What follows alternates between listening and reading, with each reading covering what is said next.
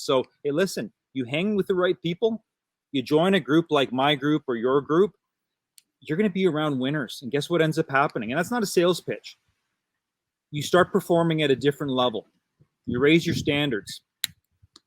Yeah, absolutely. Yeah, I mean, you are who you surround yourself with and spend time with. I mean, we've heard that over and over again, right? You're the average of the 5 people you spend the most time with, and that's 100% true. Yeah, and but Jay, hold on a second. What happens? I remember listening to Grant Cardone, and he goes, "That's actually not true." And I'm like, "What are you talking about?" He goes, "I'm such a high achiever that the people around me aren't winning the way I am." I'm like, okay, interesting point. So what do you do when you are so far ahead of so many other people around you and you want to break out and you want to do good things? What do you do?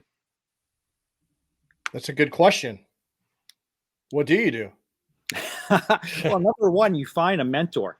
You find the person who you want to emulate to some degree, you want to learn from, and you ride that person's coattails.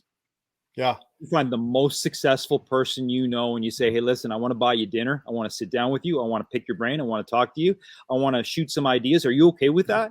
Guy says, "No." Okay, next person. Or the guy usually says this, "I'd love to hear from you." Yeah.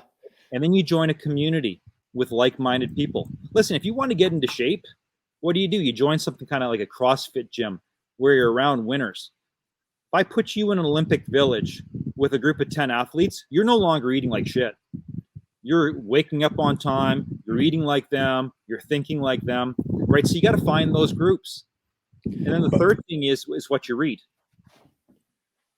But Tom, I don't, it's going to cost me money.